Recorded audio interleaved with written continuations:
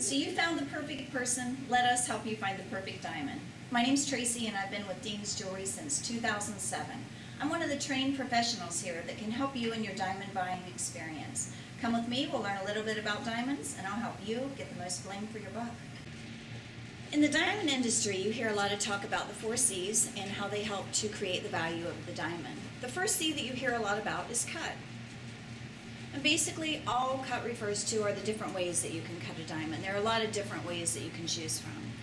Round Brilliant is one of the more popular cuts. Princess, that's square. But there's a lot of different cuts that you can choose from. The second C is carat. Carat is a measurement of the weight of the diamond, but not necessarily the size, and I'll get back to more about that later. The easiest way for me to remember how carat works is that it works the same way that pennies to a dollar work. So let's say you have 100 pennies, you have $1. If you have 100 points, you have 1 carat. So 50 pennies would be half a dollar, 50 points would be half a carat.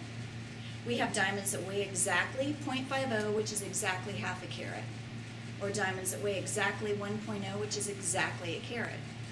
But you don't have to have an exacto measurement. You could have a 0.13, a 0.68, 1.24. Industry-wide, anything 0.90 to 1.10 is considered a carat.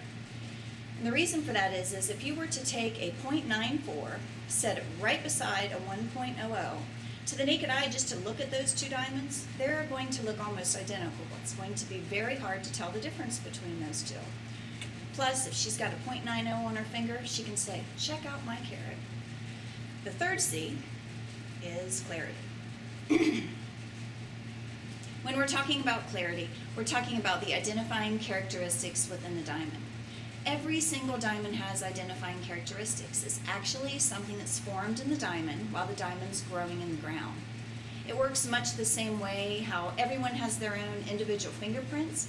Every single diamond has its own individual characteristics.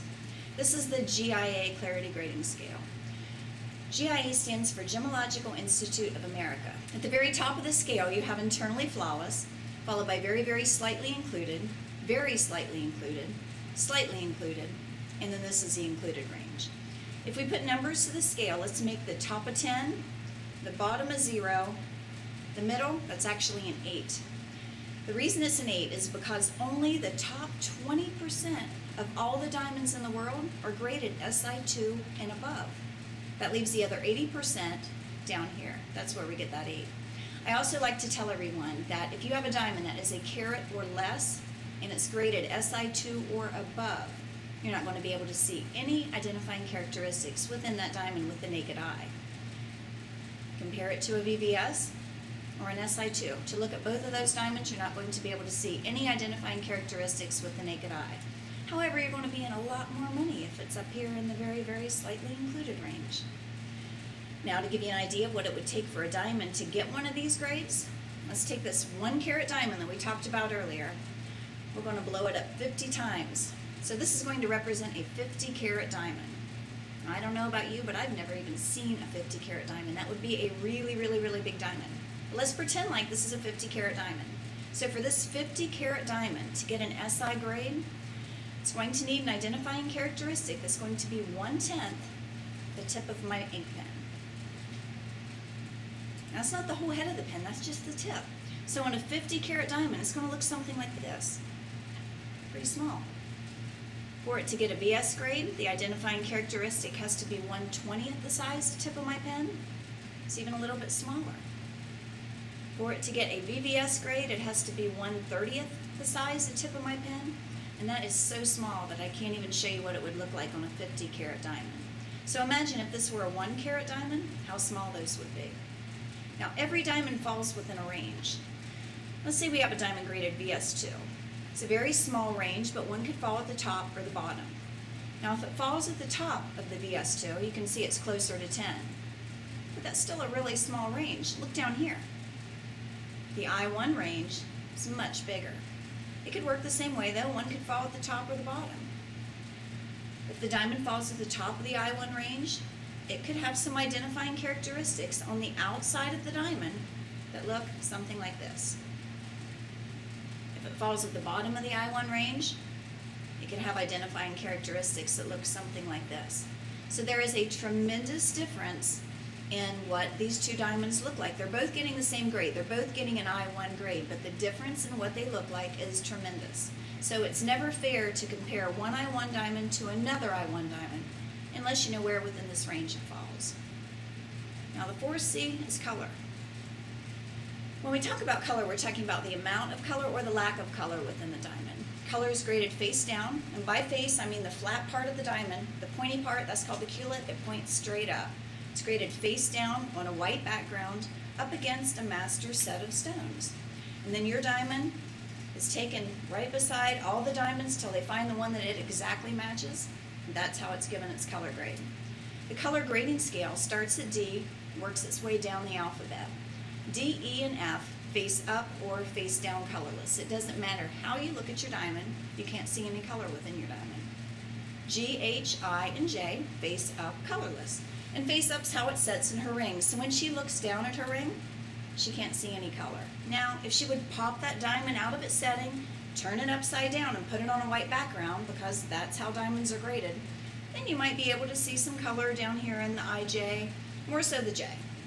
But how many times does she pop her diamond out of her setting, turn it upside down, and put it on a white background? Just to look at her diamond, face up, you're not going to be able to see any color. Now once you get down past K, that's where your diamond starts to pick up some color. It's not really a bright yellow, it's more a warmth. It looks more like a candle glow, just a light, warm glow. It doesn't make it any better to have a colorless diamond. However, it does make it more rare to have a colorless diamond. It just depends what you like when you look at a diamond. Now, these are the 4 C's that you hear talk about in the jewelry industry, but at Dean's we couldn't stop with 4 C's. We had to add 2 more because we think they're pretty important.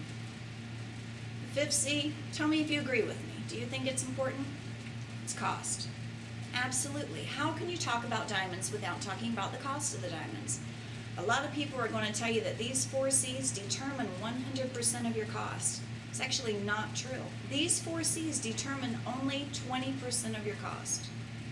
It's your 6C that determines 80% of your cost and 90% of your sparkle.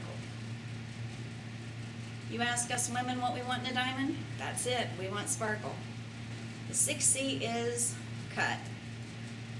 Now, if you've been paying attention to me, I told you the first C was cut.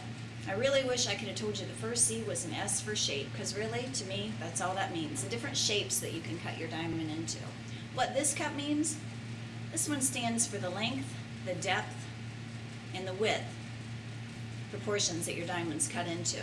This diamond represents a well-cut diamond. In a well-cut diamond, the light goes in through the top, it bounces around while it's in there, and then it shoots back out at you. And that's where you get your sparkle, that's where you get your brilliance.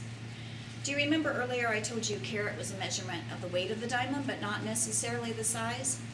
This is what I meant by that. Let's say we have a diamond that weighs exactly the same as the well-proportioned diamond that we just talked about. But this one's cut much deeper.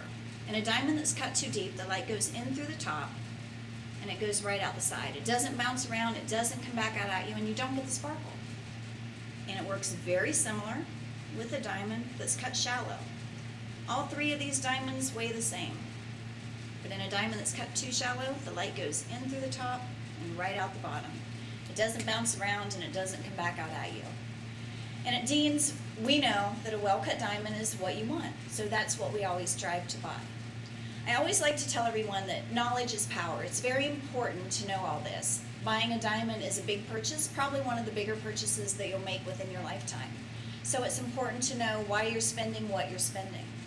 But really, when it comes to buying diamonds, you just want her to look at that diamond and think of the moment that you gave it to her and how perfect it is for her. And we want to help you with that.